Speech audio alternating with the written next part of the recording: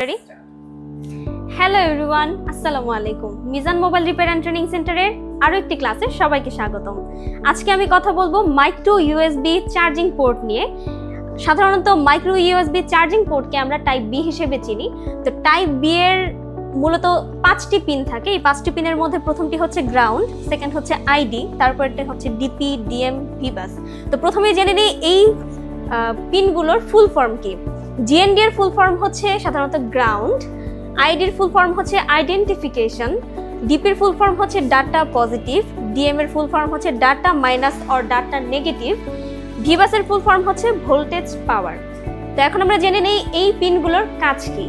Ground মূলত আমাদের প্রয়োজন হয় যেহেতু ভিবাস একটা পজিটিভ লাইন, পজিটিভের জন্য অবশ্যই একটা নেগেটিভের প্রয়োজন আছে, সেক্ষেত্রে আমরা গ্রাউন্ড ইউজ করি। গ্রাউন্ড ছাড়া আমরা আসলে এই টাইপ বিটা পরিপূর্ণ হবে না। দেন হচ্ছে আইডি, আইডির কাজ হচ্ছে আইডেন্টিফিকেশন করা অর্থাৎ মোড ডিটেক্ট করা। যখন আমরা একটা চার্জিং পিনকে ইনসার্ট করি এর কাজ হচ্ছে আমরা মূলত ফোনটাকে চার্জ করতে চাচ্ছি নাকি ডাটা ট্রান্সফার করতে চাচ্ছি সেটাকে ডিটেক্ট করা।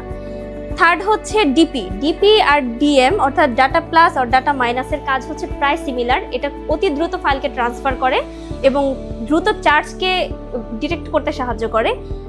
ফিফথ হচ্ছে ভিবাস, ভিবাস হচ্ছে চার্জিং পোর্টের এমন একটি লাইন বা এমন একটি পিন যেটা ছাড়া এই চার্জিং পোর্ট সম্পূর্ণ অচল, অর্থাৎ ভিবাসকে আমাদের চার্জিং পোর্টের ক্ষেত্রে অবশ্যই প্রয়োজন, এটা ছাড়া আমাদের চার্জিং পোর্ট কখনোই কাজ করবে না।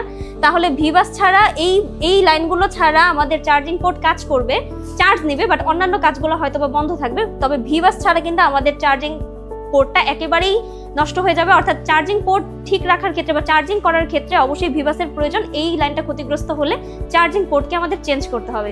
তো এই রকম আরো দারুণ দারুণ মজাদার ক্লাস পেতে হলে অবশ্যই চলে আসতে হবে Mizan mobile repair and training সেন্টারে।